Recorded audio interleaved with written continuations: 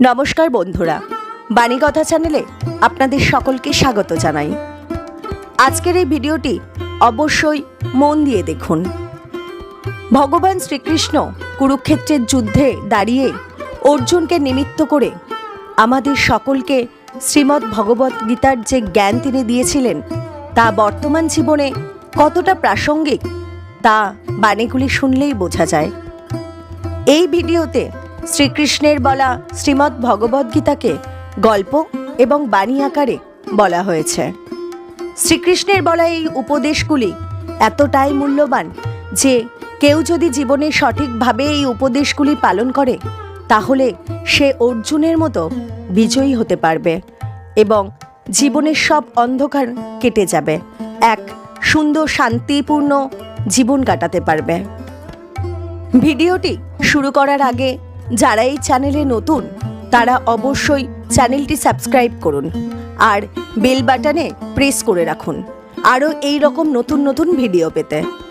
ভিডিওটি দেখে ভালো লাগলে একটি লাইক করবেন এবং সবাইকে শেয়ার করবেন যাতে তারা এই ভিডিওটি দেখে উপকৃত হয়, এবং কমেন্ট বক্সে জয় শ্রীকৃষ্ণ লিখতে ভুলবেন না। তাহলে আসুন শুরু করি। আমরা আমাদের জীবনের লক্ষ্য প্রাপ্ত করার জন্য কি না করে থাকি। আমরা ভাবনা চিন্তা করে থাকি, কত জ্ঞান অর্জন করে থাকি, তারপরে আমরা পরিকল্পনা করি আর প্রচেষ্টা করি। এবার প্রথম চেষ্টাতেই সাফল্য লাভ করব সেটা নাও হতে পারে, বরং ইতিহাস সাক্ষী যে প্রথমবার প্রচেষ্টা করে সাফল্য লাভ করার সম্ভাবনা অত্যন্ত কম। আর যে কোনো সফল ব্যক্তিকে দেখুন, আপনি বুঝবেন সেই ব্যক্তি বারবার প্রচেষ্টা করে, চেষ্টা করা থামায় না, তবেই সেই ব্যক্তি একদিন সাফল্য লাভ করেন। সেই জন্য আপনিও প্রচেষ্টা করা কখনো বন্ধ করবেন না, করতেই থাকুন। যখন আপনি প্রথমবার প্রচেষ্টা করেন তখন আপনি একা থাকেন, কিন্তু যখন আপনি দ্বিতীয়বার প্রচেষ্টা করেন তখন আপনার সাথে কিছু বিগত প্রচেষ্টার অভিজ্ঞতা থাকে। চেষ্টা করতে থাকুন, সাফল্য আপনার কাছে আসতেই চলেছে। আসুন আমার সাথে ভালোবেসে বলুন, রাধা রাধা। এই সংসারে যখনই পাপের ঘোড়া পূর্ণ হয় তখন ঈশ্বর অবতীর্ণ হন। দেখুন, যে ব্যক্তি পাপের সাথে লড়াই করে সবাই তাকে ঈশ্বর মনে করেন। এখানে বিষয় হলো সাহসের, বিষয় হলো লড়াইয়ের। এই সময় সর্বশ্রেষ্ঠ শিক্ষক, আর সময় তার সাথেই খেলা খেলে যে সর্বশ্রেষ্ঠ খেলোয়াড় হয়। সময় তাদেরই পরীক্ষা নেয়। এবার হয় আপনি আগে থেকেই সর্বশ্রেষ্ঠ হন, নয় এই খেলা খেলতে খেলতে সর্বশ্রেষ্ঠ হয়ে ওঠেন। যখনই এই সময় আপনার পরীক্ষা নেবে তখন কখনোই নিরাশ হয়ে পড়বেন না। নির্ভীক হয়ে সাহসের সাথে সামনের দিকে তাকান এবং এগিয়ে চলুন। পরিস্থিতিগুলির এবং পরীক্ষার সম্মুখীন হন। এই পরীক্ষা ভবিষ্যতে আপনাকে এমন একটা ফল দেবে যে আপনি কৃতজ্ঞ বোধ করবেন যে আজ আপনি এই পরীক্ষার সম্মুখীন হওয়ার সুযোগ পেয়েছেন। আসুন আর আমার সাথে ভালোবেসে বলুন, রাধা রাধা। আমাদের সকলের জীবনে একটা লক্ষ্য থাকে যেটা আমরা লাভ করতে চাই। ঠিক যেন একটা প্রতিস্পর্ধা বিদ্যমান যে কে সব থেকে আগে নিজের লক্ষ্যে পৌঁছতে পারবে। আর সেই জন্য আমরা সকলেই খুব তাড়াতাড়ি এগোতে চেষ্টা করি, বড় এবং দীর্ঘ পদক্ষেপ ফেলি যাতে তাড়াতাড়ি নিজের লক্ষ্যে পৌঁছতে পারি। কিন্তু এক অত্যন্ত গুরুত্বপূর্ণ বিষয় আছে, সবসময় লক্ষ্য সামনে থাকবে না, কখনো কখনো তা খুঁজতে হয়। এই যাত্রা খুব কঠিন হতে পারে, আর ঠিক এই কারণেই সবসময় দ্রুত গতিতে চলা বা তাড়াতাড়ি পথে চলা সেটা আবশ্যক নয়। তার থেকেও বেশি গুরুত্বপূর্ণ হলো ভেবেচিন্তে তারপর পথ চলা। যদি ভেবেচিন্তে পদক্ষেপ ফেলেন, চলতে পারেন, তাহলে সেটাই সর্বশ্রেষ্ঠ পদক্ষেপ। কখন কোন দিকে যেতে হবে, কখন কোথায় দিক পাল্টানো যাবে না, কখন গতি বেশি রাখতে হবে, কখন কম, কখন থামবো, কখন চলবো, এই সব কিছুর বিষয়ে জ্ঞান অত্যন্ত গুরুত্বপূর্ণ এবং ভেবে চিন্তে চলতেই হবে। সেই জন্য শুধু তীব্র গতিতে সামনে এগোলে চলবে না, ভাবনা চিন্তা করে এগোতে হবে। আসুন আমার সাথে ভালোবেসে বলুন, রাধা রাধা। মানুষ বলে থাকেন যে জীবনে সময়ের পূর্বে এবং ভাগ্যের থেকে বেশি কিছুই পাওয়া যায় না। এটা যার যার নিজের বক্তব্য। আমি বলবো এই সময় আসলে কি? এই সময় হলো যাতে যুগ যুগান্তর নিহিত আছে, যার মধ্যে দিন আছে, মাস আছে, বছর আছে, ঠিক কিনা? বাস্তবে আপনার কাছে সময় কতটা আছে যা আপনি সদ্ব্যবহার করতে পারেন? তখন থেকে আছে যখন থেকে আপনি নিজেকে বুঝতে শুরু করেন। ততক্ষণ আছে যতক্ষণ না আপনি এই সংসার ছেড়ে চলে যাচ্ছেন। শুধু এটুকু সময় আছে আপনার কাছে। আর যদি ভাগ্যের কথা বলা হয়, তাহলে ভাগ্য হলো সেই পরিস্থিতি যখন মানুষ নিজেকে সময়ের হাতে সমর্পণ করে দেন, তাকে ভাগ্য বলে। অর্থাৎ আপনি জীবনে পরিশ্রম করেছেন, বিপদের সম্মুখীন হয়েছেন, সামনে এগিয়ে গেছেন, কোথাও পৌঁছে গেছেন, এবং তখন আপনার মনে হলো যে ব্যাস এখানেই থেমে যাওয়া উচিত। তাহলে সেটাই হবে আপনার ভাগ্য। যদি ভাগ্যের কথা বলা হয়, তাহলে বলবো সত্যবানের ভাগ্যে মৃত্যু লেখা ছিল, কিন্তু সাবিত্রীর কর্ম তাকে পুনর্জীবিত করে তুলেছিল। অর্থাৎ এই ভাগ্য বদল করা সম্ভব কর্ম এবং পরিশ্রমের দ্বারা। ভেবে দেখুন, রাবণ মাতা সীতাকে হরণ করেছিল। যদি শ্রীরাম সেটাকে ভাগ্য বলে মেনে নিতেন, তাহলে কখনো ভাগ্য বিধাতা হয়ে উঠতে পারতেন না। ভাগ্য হলো একটা বাঁধন যেটাকে ভেঙে ফেলা খুব প্রয়োজনীয়। নিজের লক্ষ্যের কাছে পৌঁছতে হবে। হতেই পারে এই লক্ষ্য হলো পরমাত্মার কাছে পৌঁছে যাওয়া। আপনি যদি পরমাত্মার কাছে পৌঁছতে নাও পারেন, তাও সেই পথে কিছুটা অগ্রসর হতে পারছেন, তাই না? তাহলে ভাগ্যের এই বাঁধন ভেঙে ফেলুন, নিজের কর্মের দ্বারা নিজের প্রারব্ধ গড়ে তুলুন এবং আমার সাথে ভালোবেসে বলুন, রাধা রাধা। এটা কোনো এক সময়ের কথা। একটি শেয়াল ভুলবশত একটি নগরীতে প্রবেশ করে এবং সে সেখানে হঠাৎ ধোপাদের পাড়ায় প্রবেশ করে। নীল রং গোলা জলে পড়ে যায়। কোনো ক্রমে পালিয়ে পালিয়ে আবার সে বনে ফিরে আসে। অন্য সব প্রাণীরা ওকে দেখে আর ভয়ভীত হয়ে পড়ে। তখন সেই শেয়াল ফোন দিয়ে হেঁটে সবাইকে বলল যে আমি হলাম দেবদূত আর তোমাদের সকলকে রক্ষা করতে এসেছি। সবাই ওর কথা মেনেও নিল। প্রত্যেক দিন ওকে ধন ধান্য খাবার এইসব প্রদান করতে লাগলো। তারপরে এমন একটি রাত এলো যেদিন দূরে কোথাও কিছু শেয়ালের দল তাকে ডাকতে শুরু করলো। আর তখন এই শেয়াল নিজেকে আটকেই রাখতে পারল না। সেও ঠিক শেয়ালের মতোই ডাকতে শুরু করলো। সকলে সেটা শুনতেও পেলেন এবং সকলে এটা বুঝতেও পেরে গেলেন যে এ হলো একটা ভণ্ড। সেই জন্য জীবনে কখনো ছলনা করবেন না। তাকে আপনি যতই লুকোনোর চেষ্টা করুন না কেন, সেটা অবশ্যই একদিন সামনে চলে আসবে। আর তার থেকেও বড় শিক্ষা হলো এটা যে কারোর জীবনে সম্পত্তি, ধন ধান্য এসব চলে আসাতে তার বুদ্ধির বৃদ্ধি ঘটে না, তার ব্যবহার শুভ হয় না। এটা তখন হয় যখন সেই ব্যক্তি সেটা নিজে পেতে চায়, তার জন্য ভাবনা চিন্তা করে, কর্ম করতে থাকে। আর যখন একজন ব্যক্তি নিজের বুদ্ধি এবং ব্যবহার উন্নত এবং শ্রেষ্ঠ করে তুলতে পারেন, তখন তিনি নির্ধন হয়েও ধন অর্জন করতে পারেন। ঠিক পদ্মফুলের মতো। একটি পদ্মফুল কিন্তু জন্ম নেয় পাকের মধ্যে। তারপরেও এই পদ্মফুল দেবতাদের প্রসাধনের অঙ্গ হয়ে ওঠে। আসুন আর আমার সাথে ভালোবেসে বলুন, রাধা রাধা। দিশা আমাদের পথ প্রদর্শন করে, আর আমরা এই দিশার মধ্যেও পবিত্র অপবিত্র, শুভ অশুভ জিনিস খুঁজে পাই। কিন্তু প্রশ্ন হলো এটাই যে সত্যি কি এই দিশা পবিত্র বা অপবিত্র হয়, শুভ বা অশুভ হয়? সত্যি কথা বলতে দিশা শুধুই একটা দিক মাত্র, কিন্তু সেই দিকে যে ব্যক্তি থাকেন তার কর্ম হয় শুভ হয় নয় অশুভ হয়। যেমন ধরুন সূর্য, যাকে ছাড়া আমাদের জীবন চলতে পারে না। উনি উদিত হন পূর্ব দিক থেকে, এবং এই কারণে সূর্য মহান নন বা পবিত্র নন যে উনি পূর্ব দিক থেকে উদিত হন। উনি এই কারণে মহান কারণ উনি আমাদের সকলকে প্রকাশ প্রদান করেন, এবং পূর্ব দিক এই কারণে মহান কারণ সেদিক থেকে সূর্যোদয় হয়। এবার সূর্যাস্ত হয়ে থাকে পশ্চিম দিক থেকে, আর তাই বেশিরভাগ মানুষ পশ্চিমকে অশুভ মনে করেন, অপবিত্র মনে করেন। সেখানেই যদি আমি উত্তর এবং দক্ষিণের কথা বলি, তাহলেও সেই একই ব্যাপার। উত্তর দিকে যদি আমরা কখনো যাত্রা করতে চাই, তাহলে আমরা নিঃসংকোচে কোনো ভাবনা চিন্তা ছাড়াই যাত্রা করতে পারি। সেখানেই দক্ষিণ দিকে যদি আমরা যাত্রা করতে চাই, তাহলে আমরা শুভ মুহূর্ত খুঁজি। কারণটা কি?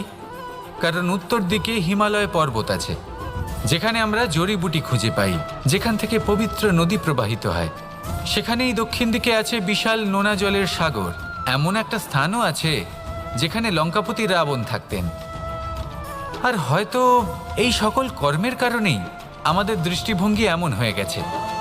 তাই আপনার কর্ম সবসময় যথাসম্ভব শ্রেষ্ঠ রাখুন, কারণ আপনার কর্ম শুধু আপনার জন্যই নয়। আপনি যেখানে আছেন, আপনার কুল, আপনার স্থান, আপনার দিশা, এই সব কিছুর ওপর তার প্রভাব পড়বে।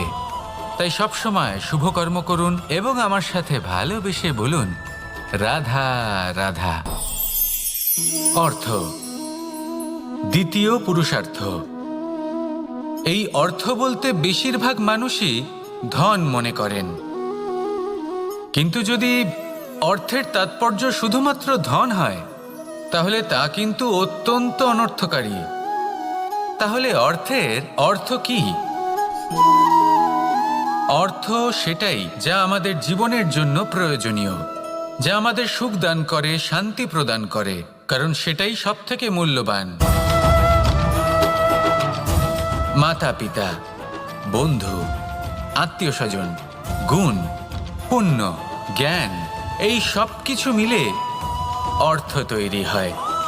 আর সঠিকভাবে বলতে গেলে এটাই কিন্তু জীবনের আসল অর্থ। তাহলে আসুন আমার সাথে ভালোবেসে বলুন, রাধা রাধা। সাফল্য। সংসারের প্রত্যেক মানুষ সফল হতে চান। একটু বোধবুদ্ধি আসার পরেই সে সাফল্যের পেছনে ছুটতে থাকেন, আজীবন এই সাফল্যের পেছনে ছুটতে থাকেন। কিন্তু এই যে সাফল্য, তা অর্জন কি করে করতে হয়? ব্যবহার দ্বারা, ছলনা দ্বারা, বল দ্বারা, অর্থের দ্বারা? দুর্ভাগ্যবশত সাফল্য এভাবে লাভ করা যায় না। সাফল্য তখন লাভ করবেন যখন আপনি অসফলতা থেকে শিক্ষা লাভ করবেন। অসাফল্য থেকে শিক্ষা লাভ করা অত্যন্ত গুরুত্বপূর্ণ। করা ভুলের থেকে শেখা অত্যন্ত গুরুত্বপূর্ণ। যদি আপনি অসাফল্যকে ভয় পান, তার থেকে দূরে পালান, তাহলে জীবনে কখনোই এগোতে পারবেন না। অসফলতা আসেই আপনাকে এটা বোঝানোর জন্য যে সাফল্য কিভাবে অর্জন করা যেতে পারে।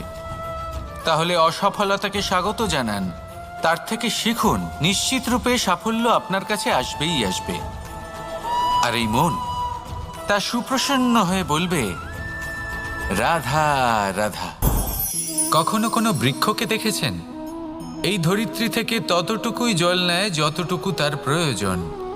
কোনো প্রাণীকে দেখুন, এই প্রকৃতি থেকে ততটুকুই খাবার গ্রহণ করবে যতটুকু তার খিদে রয়েছে। খিদে মিটে গেলে আর খাবে না। এবার মনুষ্যকে দেখুন, সে নিজের জীবনে যা কিছু পেয়েছে, বস্তু, ধন, খাবার, শক্তি, প্রয়োজনের থেকে অনেক বেশি লাভ করার চেষ্টা করে থাকে। প্রয়োজনের থেকে বেশি যদি পেয়েও যায়, তাহলেও তার কম মনে হয়। এবার এরকম ঠিক কেন হয়? এর পিছনের কারণ কি? কারণ হলো লোভ। লোভের আগুন কিছু এমন হয়, যদি মানুষের মনে একবার প্রজ্বলিত হয়, তাহলে শুধু বাড়তেই থাকে।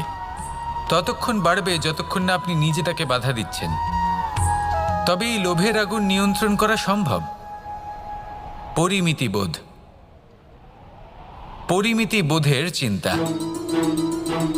আপনাকে শুধু নিজেকে একটা সরল প্রশ্ন করতে হবে।